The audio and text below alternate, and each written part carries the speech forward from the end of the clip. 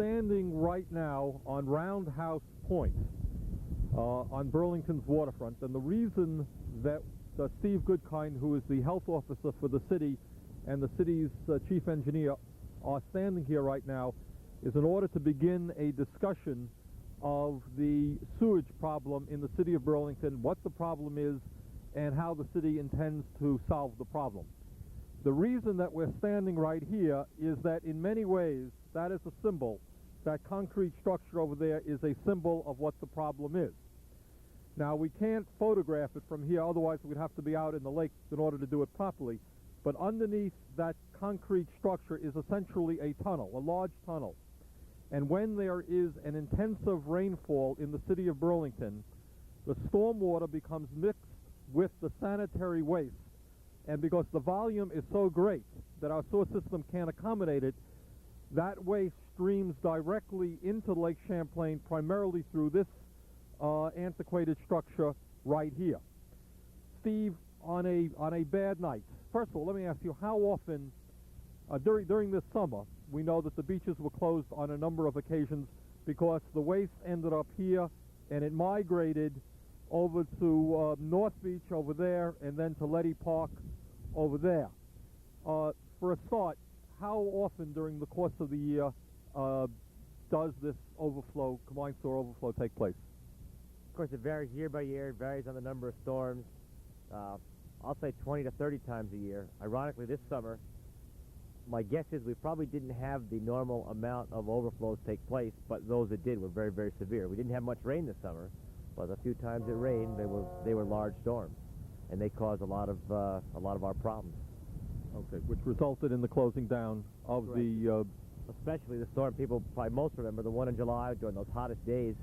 That storm statistically was the kind of storm that you have, say, one time in 10 years or even less frequently. So that was a very, very intense storm. Okay. Stephen, what is the history of this problem? How long has this problem gone on? Is it worse today than it was 20 years ago, or what? Well, the problem has almost gone on forever. As long as Burlington has had a sewer system, which probably dates from about the middle of the 1800s, we've been dumping it in the lake. This structure that you described now is actually fairly recent. It's probably 30, 40, 50 years old. Behind these trees here is an older structure which basically did the same thing. It just allowed sewage to go directly to the lake, stormwater and sewage, in fact. In 1951, the city built the first primary wastewater treatment plant in the state, and at that point, at least some of the waste, certainly the day-to-day flow, not during storms, was being given what's called primary treatment. And that's the plant that can't be seen, but it's right over there. Actually, it's part of it. It's what happened is in the early 70s, the city built what's called secondary treatment. We added on another layer of treatment to what we already had and provided what is now considered the acceptable type of treatment called secondary treatment. And we provide that, again, to all our waste, except during these storms when the flows go from an average of, say, 4 million gallons a day to up to 20 or more million gallons a day. And the plant cannot handle anywhere close to that. It goes out this conduit. Okay, why don't you do me a favor? Why don't you start from zero and talk about how the city deals with wastewater on a normal day when there's not a storm, and what happens when there is a storm, and what the problem is. Okay. Unlike many communities in Vermont, certainly unlike most of the small towns, Burlington has a sewer system which serves almost the entire town. There are very few locations that aren't connected to the system. What happens is, obviously, when you flush the toilet, yes, you wash dishes in a sink or whatever, that water is transported by pipe into our city system. It flows by gravity, and if gravity can't do it in some areas, we actually pump it. And all of it ends up at one of our 3 wastewater plants. We have one in the north end. We have one on Riverside Avenue, which serves the university and the medical center area. And then we have our main plant, and this plant is by far the largest. This one is designed to handle 4 million gallons a day of flow. And on an average day, we do not produce that much flow. It's right now sized to be adequate. All right, let me deal with that point for a start. For an average day, which is well over 90% of the days, I gather, we have significant capacity to deal with the normal... That's correct. The only thing that we're aware of is this plant I mentioned was built in the 70s. There's been technological changes. There's been equipment that is worn out, and it is time to renew that plan, to overhaul it and upgrade it slightly, and to do some planning for the future, because I think the growth of Burlington, what they projected, say, 20 or 25 years ago when they designed this, things have changed. And we want to make sure that we're prepared and we're thinking a little bit in advance. But as a basic concept, the day-to-day flows are not something that we can't handle. We are handling it. Okay. And that's the same at our East plant and the same at North plant.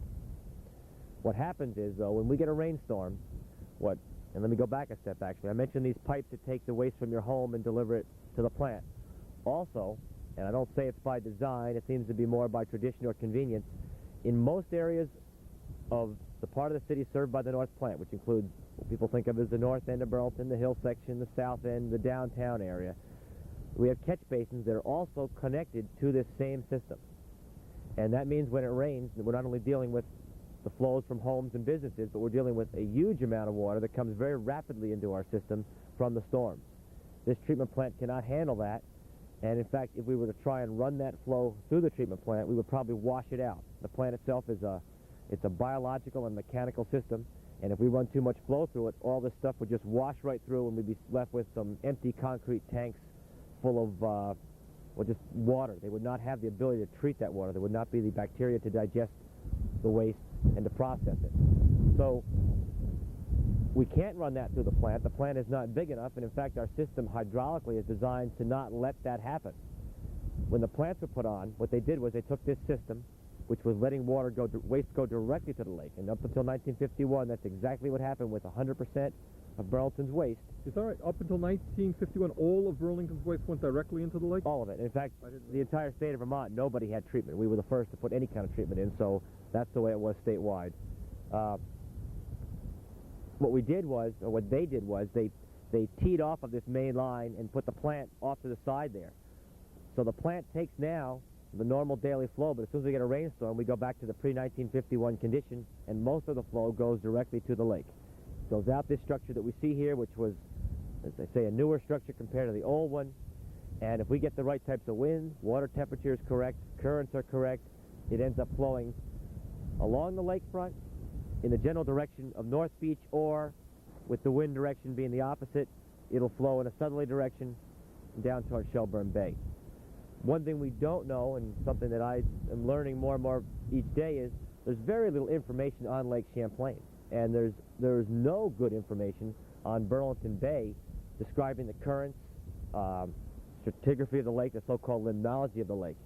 And that was a surprise, and we wanted to find out more about the problem and begin to do planning. We are starting from square one. Okay, Steve, let me just interrupt you to say, okay, in addition to the problem that you defined, which is a problem I think many of our citizens are aware of, there's also another part of that problem, is that when we have those same rainstorms, we have sewer backup in basements in certain parts of the city. Why don't you describe what areas of the city are hit by that? Okay. Actually, just to give you an idea of the problem, it's actually the flip side of the same coin. I mentioned that originally we put in a system to handle sanitary flows, and then through some mechanism, people began to hook catch basins on. Not only is it a problem once this flow enters the pipes because the plant can't treat it, but these pipes in many cases just aren't big enough to get this flow to the plant or even to this lake outfall. So what happens is it looks for any other place to back up. It'll flood streets, it'll back up into people's basements or whatever. And this problem is not just associated with the main plant, but development primarily built in the 60s and 50s in the New North End has the same problem. They seem to have put in sewer lines and then attempted to use them as drain lines. So everywhere from people on both sides of North Avenue in the New North End, people living on Manhattan Drive area, people down by Lower Pine Street in the South End. I could go on naming areas, but it's not one small neighborhood. Different parts of the city have this problem, and for the most part it is because of undersized pipes that are trying to be used for both sanitary flows and storm flows. They're more than adequate for sanitary, completely inadequate, and it's not even a close call as far as the storm flows are concerned. And slowly but surely we are separating. What I mean by that is putting in... Let me interrupt you before we get to what we're trying to do. Okay, yeah. I think have we more or less covered what the problem is, or is there anything more you want to add to that? No, I could just, well, I don't know if I need to say more about... Let's talk about the problem, and then we'll talk about how we're trying to address the problem. Okay, again, what people have to have the concept is, If our system was just a sanitary system, we would actually be in good shape. The fact that somehow it has evolved into a system where massive amounts of stormwater can enter it, that's the heart of the problem, and that causes both the basement backup and the discharges to the lake. And the only other thing to add to that is it is not a new problem, especially in this downtown area. I don't think, if you look back at Burlington's growth over the years, even though things have changed downtown, we don't have areas that were once vacant lots and are now large buildings. Usually what happens is one building's torn down, another one is put up. And it's not the growth so much, it's the fact that we've been doing this since the 1800s, and we're finally addressing it. I don't know how else to make it clearer. Okay. Okay. So what we are trying to do is describe what the problem is, okay? What is the solution to the problem? How much will it cost? How are we progressing to solve it? There's different solutions. Unfortunately, we don't have the luxury to go back and rebuild Burlington from the start, and that makes things more difficult, more costly, and it means that we have to take a variety of approaches. In some areas, the easiest thing to do is to provide separation. Take these catch basins, put them on a separate system, and discharge that system entirely separately. In that case, there'd be no sanitary flows, no human waste would be associated with that. We'd be dumping stormwater. So essentially what you do is accumulating the stormwater on the streets and dumping that directly, and that's reasonably clean. That's basically rainwater. Well, even stormwater is not of drinking water quality, and I think no one would pretend to say that this is pristine water. On the other hand, compared to the problems and dangers associated with sanitary waste, it's much less of a problem, and in fact the acceptable thing to do in Vermont and almost all over the nation is to dump stormwaters separately and dump them directly without further treatment. There are techniques for that. I don't want to say that in the future, once the sanitary problems are under control, the people will not look toward further treatment, always looking to make it better and treating it to the highest degree that's feasible. But go back to my point that separation solves a lot of the problems. It gets the basement flooding problem solved, because no longer do the same lines that handle your sanitary waste from your home have to deal with the catch basins, and there just is no way you're going to have the backups at that point. It also relieves the treatment plant and relieves these combined overflows. You still have discharges, but they aren't sanitary waste. Other areas, though, we don't have that luxury. It's not easy in downtown area, for instance, to come in and just provide these separated lines. The distances from the problem areas to the nearest discharge point are very, very great, and the costs are astronomical, and the area is huge. So what we're looking at there is a combination. There are some separations that we're going to do. Manhattan Drive's a good example of that, because... All right, let me interrupt you again. I want to get back in a chronological order. Okay. Several years ago, in an attempt to begin for the first time in our history to deal in a serious manner with this problem, we passed a very, very large bond issue. Okay, we passed a bond issue which was almost $23 million. Okay, and there are a couple of points that I want to make about the economics of this. All over the country, as communities attempt to deal with basic pollution problems such as this, everybody understands they are extremely expensive. To give the viewers an idea as to how expensive this project is, right now, as many Burlingtonians know, we are making significant improvements on the city streets. For years and years, our streets were deteriorating. We've turned it around, and we're probably over 50% past the mark of improving all of our streets and sidewalks. We've made a lot of progress. The estimate is that in 5 years, to go a long, long way to deal with the problems of our streets and sidewalks, which itself is a very expensive project, to almost do the whole job will cost us $7 million, a lot of money. The project that Steve is talking about, and what we are looking at now in order to deal comprehensively with the combined sewer overflow problem, is a project which is estimated to cost about $52 million. $52 million, which would make it far and away the most expensive environmental project in the history of the state of Vermont. Okay, Steve, let me just jump into that. The other point that I want to add is that when projects are this expensive, okay, historically, or at least since this nation and state have been involved in understanding the importance of protecting our environment, it is understood that one community alone cannot pick up the cost of a $52 million project. If in Burlington, for example, we were to absorb $52 million in cost, wastewater rates would go up so very high that it would be far and away far, far and away the highest rates in the state of Vermont, probably in the country. It would cause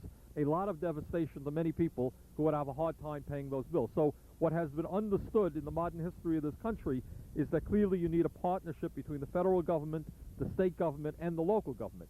And depending on the particular projects, it is not unusual for communities to put 5% of the total in, 10% of the total in, or something like that.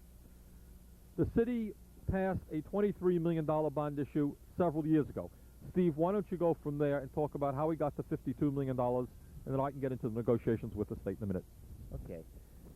Mayor just said we passed a $22 million bond issue, and at the time, I recall it because I was quite involved in it, and I'm not sure how many people perceive it, but there was a larger number that was talked about at the time.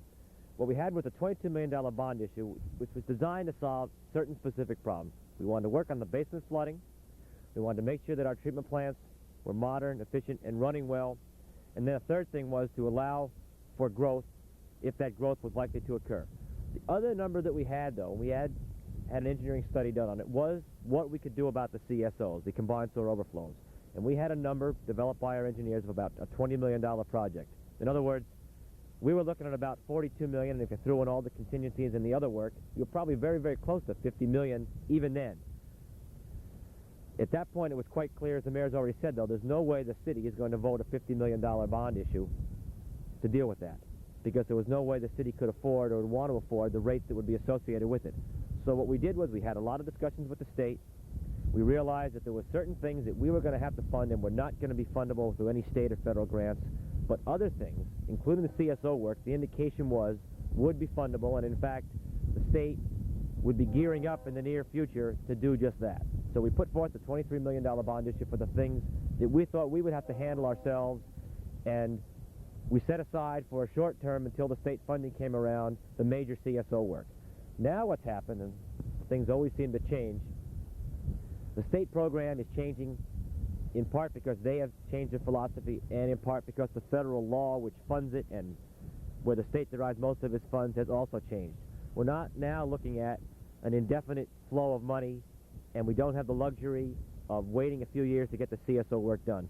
The federal government is going to eliminate all grants within 5 years, and in fact they're going to phase them out over the next 5 years. Our new public works director came on board and very correctly noted that if we don't push very hard for the CSO work now, it's going to be now or never.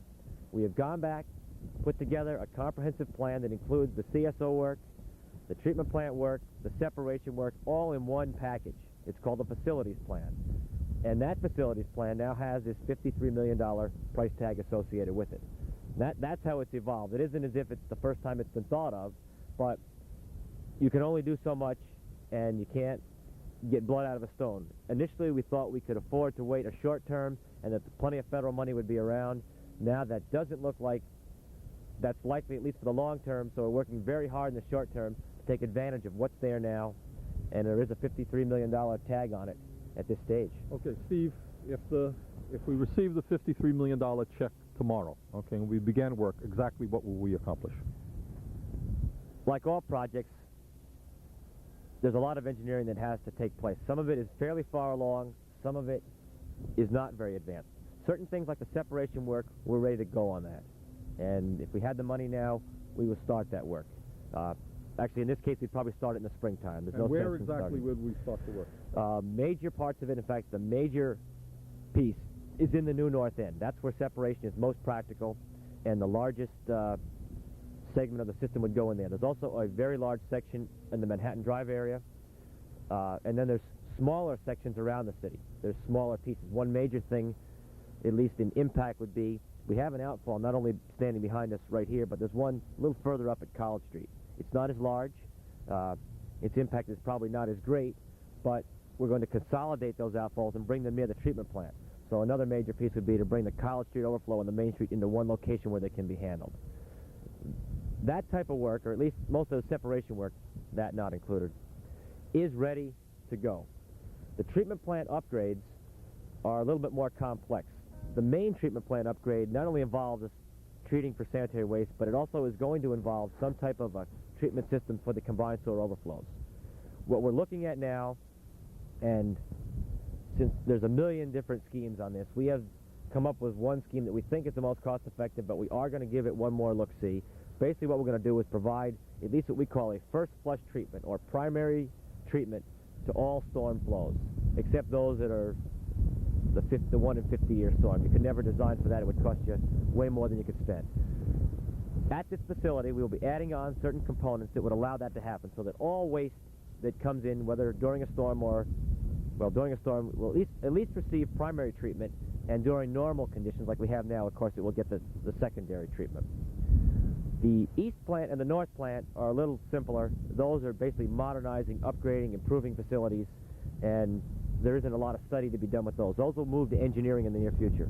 But the main plan, I can reiterate, we've got to look at this thing one more time and make sure, even though we have a facilities plan, it's never too late to do something better and to learn from the latest technology, which we're almost daily accumulating information on. The other thing that's of interest in the main plant is the outfall that discharges from the plant during normal conditions is not that much further from this combined outfall. It's literally a stone's throw from where we're standing. It's underwater, so you can't see it. That outfall also is not a great situation. It's treated waste, but it has the same problems as this one, only on a smaller scale. When we put this first flush capability in, and now everything goes through the plant, we no longer want to use this outfall close to shore. We want to move it. It's not a great location. It's got to go somewhere else. We're looking at that now. Our first thought was to move it out beyond the breakwater somewhere. We're having some studies done. I don't see anyone out there today, but they have been out. The firm of Aquatech and the University of Vermont Natural Resources Research Center are both working on studies for us that describe how the lake in Burlington Harbor functions. If we, for instance, if we discharge at point A, where's it going to flow? Where are we going to find this material a few days later? We don't want to find it on our beaches. We don't want to find it on our shorefront. We don't want to find it in our water intakes. So that study is ongoing right now. We'll have pretty good information on that in a couple months. That has to be incorporated into the design. And at this point, it may not only involve moving the wastewater outfall, but it may also involve somehow moving the water intakes to optimize what we do. In fact, it's easier to move the water intakes than it is to move the outfall, and it may turn out that a combination of the two is the best solution. So, while we have a plan, this is as much art as it is science, and we're always studying what the alternatives are, and the way designs work, you go from a preliminary stage where you're looking at things from a feasibility aspect. Then you do further study, and finally, when you get into the design, you're working with the minute details of it, and there's always a possibility that something new can come up, some design problem that you could not have anticipated earlier. It's an ongoing process, so people should expect that even the plan we have now is not cast in concrete. And if we learn something as far as an improved technique or a better way to do something, or a way that we have to do it differently because our original plan is not going to work out, we're prepared to change and to modify our plans. Okay, what I want to discuss for a little bit is the financial implications of the program. Actually, before I do that, Steve, I want to ask you, we have a facilities plan now which will enable us to start moving forward as quickly as we can next construction season. Is that correct? Exactly. The facilities plan it's a legal requirement. It can be changed, as I say, but without it, we weren't eligible for any funding at all, in the sense that we really need that funding. So now that plan, it's not approved by EPA, Environmental Protection Agency, yet. Within a week, we expect it to be approved. Okay. And what will that mean for construction next season? Well, the main things that we're ready to construct, actually, most of the design is complete now. So we're ready and raring to go on that. The big thing is the money there in the form that we want it? We hope it is. And okay. But what I mean is, where would we actually see work next construction season? You'll see major work in the new North End and Manhattan Drive next year. And there may be some small little spattering some other places, but we'll spend $8, $9, $10 million in those areas next year. Okay. My understanding is that if the money were not a problem, we had the money today, it would be what, 4 or 5 year project? For everything, including the treatment plants, I think that's what people have to anticipate. There's a lot of design work that goes into this. There is still further study on the lake that's involved in it. But there would be some very visible things that would take place right away. For instance, the separation work, by the end of next summer, you'd see some very visible results from that. So it isn't 5 years till we see something and begin to improve. It will start in increments, and I think you could anticipate a 5-year schedule.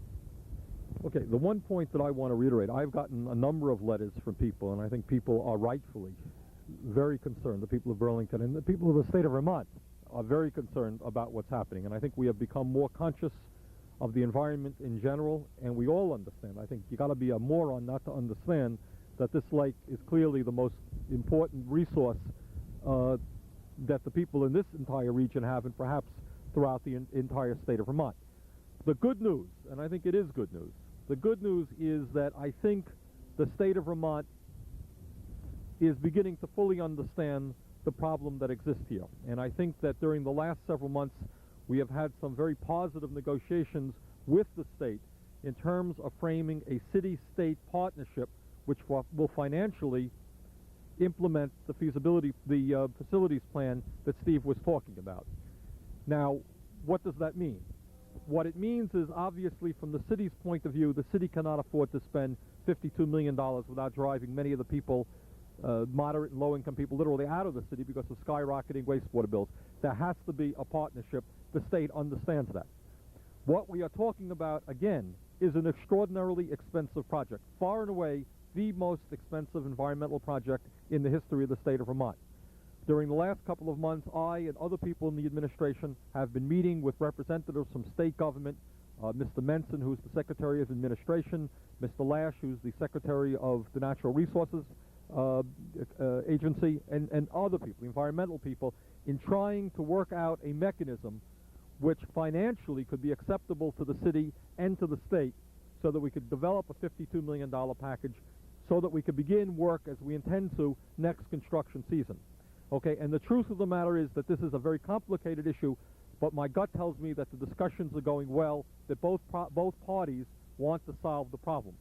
So that while we do not have a package yet, and we'll be meeting again actually next week to see where we're at. There are the financial discussions going on that have been going on in Boston, going on here. My strong belief is that we are going to have a financial package ready to take to the legislature, that you are going to have the state of Vermont and the city of Burlington working together, and you're also going to have an understanding, by the way, that this combined sewer overflow problem is not just a Burlington problem. It's a problem that other communities have that the state of Vermont wants to address from one end of the state to the other. So I think we are making significant progress on it, and I think that what we are going to have is the solution to this problem within a couple of years. And I know people want the problem solved tomorrow. It's not going to be solved tomorrow. It is just too complicated and too expensive, and it's going to take us a number of years. Hard to say. I don't know. Max, the whole thing should be done within 5 years, and incrementally, as you indicate, we'll see improvements every single year. Okay, and in fact, we have already seen improvements. The ravine sewer. Well, ravine sewer helps that part of town. There has been some improvement in the Pine Street, Home Avenue area, and we're still working on that this year. Those are small improvements. I think next year, since the scope of the work is so much larger, the areas affected, you'll see some dramatic improvements there. I think the main point that I want to make, A, an enormously expensive project, the most expensive in the history of the state. B, work has already begun. Some improvements have been made. C, next year we should see some substantial improvements. D, if the financial package is worked out, that I'm confident will be worked out between the city and state, this problem, after years, after decades of allowing this lake to be abused, if you will, in an environmental way, is finally going to be solved once and for all. So I think, you know, obviously we're several decades too late, but it is a concern that all of us have. We are making progress on it, and it is going to be solved. Steve, just want to thank you very much. I know that you and George Crombie and your department and the consultants that we've hired and the people from the state are working very hard on the issue, and I want to thank you very much.